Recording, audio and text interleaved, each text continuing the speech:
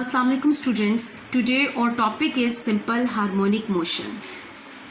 The kind of vibratory motion in which acceleration of a body is directly proportional to the displacement from its mean position. इसका मतलब ये है कि A यानी जो acceleration है ये directly proportion है displacement के साथ. Displacement को हम x के साथ represent करेंगे. Acceleration is directly proportion है x की. Displacement is x here. Acceleration is always, इसकी सेकंड कंडीशन है acceleration is always directed towards the mean position, यानी हमारे पास जो ए है ये हमेशा मूव करेगा टूवर्ड्स इट्स मीन पोजीशन, अपनी मीन पोजीशन की तरफ हमेशा ये मूव करेगा. इसकी कंडीशन है condition of a simple harmonic motion की acceleration of the body must be directly proportional to the displacement from its mean position. पहली तो कंडीशन ये फुलफिल होगी सिंपल हार्मोनिक मोशन की कि वो अपनी डायरेक्टली प्रोपोर्शनल डिस्प्लेसमेंट के साथ फ्रॉम इट्स मीन पोजीशन. इस चीज़ को पॉइंट को मैं आप लोगों को समझाऊंगी एग्जाम्पल के साथ. मैं स्प्रिंग कांस्टेंट की एग्जाम्पल लूंगी और उसके मुताबिक आपको ये दोनों चीज़ें समझाऊंगी कि किस तरह से ये डायरेक्टली प्रोपोर्शन एक्स के हैं या एक्स ए जो है हमारे पास किस तरह से मीन पोजीशन की तरफ मूव करता है. सेकेंड है acceleration of body should be directed towards its mean position. For example acceleration directly proportion है माइनस डिस्प्लेसमेंट एक्स के. माइनस साइन ये इंडिकेट्स कर रहा है यहाँ पर कि एक्सेलरेशन और डिस्प्लेसमेंट दोनों एक दूसरे के ऑपोजिट साइड पर मूव करती हैं. The system should be frictionless and body executing simple harmonic motion must have inertia. उसके अंदर इनर्शिया होना चाहिए एंड रिस्टोरिंग फोर्स होनी चाहिए, यानी इनर्शिया और रिस्टोरिंग फोर्स जो है वो सिंपल हार्मोनिक मोशन के फुलफिल होने कंडीशन को फुलफिल करने के लिए एक लाजमी शर्त है. मैं अब आपको इसी चीज़ को एक्सप्लेन करूंगी. Motion mass attached with spring. एक हमारे पास स्प्रिंग है, उसको मैंने अटैच किया किसी रिजिड बॉडी के साथ और उसके दूसरे किनारे के साथ मैंने एक मैस को अटैच कर दिया. अब एक एक्सटर्नल फोर्स, ये मेरे पास एक मीन पोजीशन इसकी आ जाएगी. ठीक है, ये मेरे पास पहली इसकी मीन पोजीशन है विच इज़ ओ पॉइंट पर है, 0 है. अब इसके ऊपर एक्सटर्नल फोर्स अप्लाई करते हैं. एक्सटर्नल फोर्स जब मैं अप्लाई करूंगी तो यहाँ से ये मैस जो है ये स्प्रिंग स्ट्रेच करेगा और ये यहाँ से यहाँ तक मूव करेगा और ये मेरे पास डिस्प्लेसमेंट एक्स आ जाएगी. अब मैं इस स्प्रिंग को छोड़ देती हूँ. इसको छोड़ने से क्या होगा, ये जो है अपनी ये जो मैस है अपनी मीन पोजीशन से गुजरता हुआ आगे चला जाएगा. आगे जाके रुकेगा नहीं, ये मीन पोजीशन को क्रॉस करके थोड़ा सा आगे चला जाएगा. यहाँ से ये मीन पोजीशन से ये इस तरफ को चला जाएगा. यहाँ पर ये भी एक्स ये डिस्प्लेसमेंट है हमारे पास, ये भी एक्स डिस्प्लेसमेंट है. अच्छा, यहाँ पर हमने फोर्स एक्सटर्नल लगाई तो इसको हमने स्ट्रेच करके यहाँ तक लिया है. अब वो कौन सी फोर्स है इसके अंदर जो इसको वापस वहाँ तक ले जाएगी, ये इसके अंदर मौजूद रिस्टोरिंग फोर्स है. जो रिस्टोरिंग फोर्स है उसकी वजह से ये वापस पीछे अपनी मीन पोजीशन की तरफ को मूव करेगा. अब यहाँ पर ये रुका नहीं, ये मज़ीद आगे को चला गया, यानी डिस्प्लेसमेंट जो है इसको इस तरफ डिस्प्लेसमेंट की वजह से चला गया. अब ये वापस अपनी मीन पोजीशन पर आएगा क्योंकि स्प्रिंग है. स्प्रिंग वापस अपनी जब मीन पोजीशन पर आएगा तो ये रिस्टोरिंग फोर्स वापस इसको इसकी मीन पोजीशन की तरफ वापस लेकर आएगी. हमारे पास 2 मैस आ चुके होंगे, मीन पोजीशन आ गई है.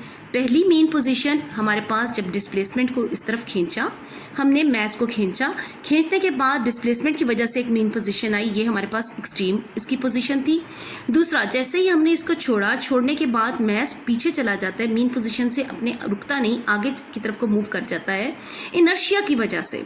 अब यहाँ पर क्या होता है, हमारे पास दूसरी इसकी हमारे पास आ जाती है मीन पोजीशन, इसकी आ जाती है which is B point. At B point extreme position इसकी आ जाती है और ये हमारे पास क्या है, टू और फ्रो का मोशन आ जाता है, यानी कि कोई भी चीज़ जो है वाइब्रेटरी मोशन है और जो acceleration of the body is directly proportional to the displacement from its mean position. वो ये भी बात क्लियर हो जाती है, from its mean position displacement से डायरेक्टली प्रोपोर्शन है. और सेकेंड बात, एक्सेलरेशन जो है वो है always directed towards its mean position, ये इसकी मीन पोजीशन है. और अगर हम इस चीज़ को गौर से देखें तो एफ जो है जो हमारे पास एक्सेलरेशन है किस तरफ मूव कर रही है, एक्स जो हमारे पास एफ है, एफ आर रिस्टोरिंग फोर्स जो कि एक्सेलरेशन है ये अपनी मीन पोजीशन की तरफ मूव कर रही है. अगर हम इस तरफ भी देखें तो हमारे पास जो है एफ आर जो है रिस्टोरिंग फोर्स है, ये भी एक्सेलरेशन है और ये भी अपनी मीन पोजीशन की तरफ मूव कर रही है. ओके स्टूडेंट्स, रिस्टोरिंग फोर्स की वजह से वो वापस अपनी मेन पोजीशन की तरफ आ गए। अब रिस्टोरिंग फोर्स है क्या? Restoring force which tends to move the body back to the mean position is called restoring force. कोई भी फोर्स जो किसी भी बॉडी को, किसी भी ऑब्जेक्ट को वापस उसकी मेन पोजीशन की तरफ लेकर आती है, उसको हम कहते हैं रिस्टोरिंग फोर्स। और ये रिस्टोरिंग फोर्स उस स्प्रिंग के अंदर मौजूद थी। अब हम देखते हैं, इसी चीज़ को मैं एक्सप्लेन करती हूँ हुक्स लॉ के जरिए। हुक्स लॉ है क्या? हुक्स लॉ हमें ये बताता है कि कोई भी स्प्रिंग हो, उसको जितना हम खींचेंगे, जितना स्ट्रेच करेंगे, वो उतना स्ट्रेच हो जाएगी। जितनी फोर्स उस पर अप्लाई करेंगे उतना वो मजीद स्ट्रेच होगा। अगर और हम फोर्स अप्लाई करते हैं वो और स्ट्रेच हो जाएगा। तो force is directly proportion to the displacement X है। एफ डायरेक्टली प्रोपोर्शन है एक्स के, फोर्स जो है डायरेक्टली प्रोपोर्शन है एक्स के डिस्प्लेसमेंट के।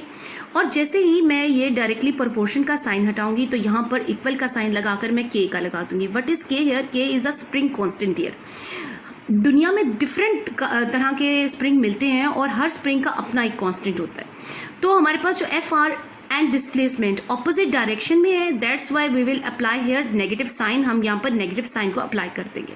अब हमारे पास ये फर्स्ट इक्वेशन है, लेकिन हमारे पास सेकंड इक्वेशन क्या बनती है? सेकंड लॉ ऑफ मोशन हम पढ़ा है, उसमें हमारे पास फोर्स इज इक्वल टू होती है मैस मल्टीप्लाई बाय एक्सेलरेशन। अगर F is equal to M A है तो दोनों इक्वेशंस को मैं कंपेयर करूँ तो मेरे पास आ जाता है रिजल्ट, F की जगह पर मैं एम ए उसकी वैल्यू को पुट कर देती हूँ इस जगह पर, तो मेरे पास आ जाता है minus K X. M A is equal to minus K X आ जाता है। यहाँ पर m मल्टीप्लाई हो रहा है a के साथ, तो इस तरफ जाके डिवाइड हो जाएगा। अब मेरे पास जो पोजीशन बनी एक्सेलरेशन की वो बनी a is equal to minus K over M X के साथ। k और m क्या है? k और m both are constant here.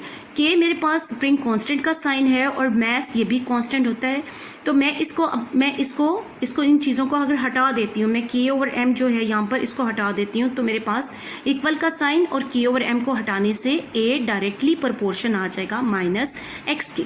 यानी कि फर्स्ट कंडीशन को जो यहाँ पर कहा गया था, acceleration of the body is directly proportion to the displacement from its mean position, यानी कि a डायरेक्टली प्रोपोर्शन है डिस्प्लेसमेंट के, और माइनस साइन ये इंडिकेट्स कर रहा है मेरे पास ये बात इंडिकेट्स कर रहा है माइनस साइन कि ये दोनों जो हैं एक दूसरे के ऑपोजिट साइड पर।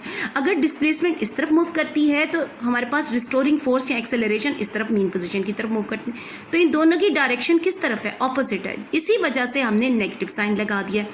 और दूसरी कंडीशन ये थी कि हमेशा ये अपनी मीन पोजीशन को, रिस्टोरिंग फोर्स जो है एक्सेलरेशन है वो हमेशा अपनी मीन पोजीशन की तरफ मूव करती है। तो आप देखें ये हमारी मीन पोजीशन हमारे मैस की है, इसने भी इस तरफ मूव किया मीन पोजीशन की तरफ और इसने भी मीन पोजीशन की तरफ मूव किया। तो हमारे जो स्प्रिंग कांस्टेंट है इसका कॉन्सेप्ट क्लियर हुआ। Thank you.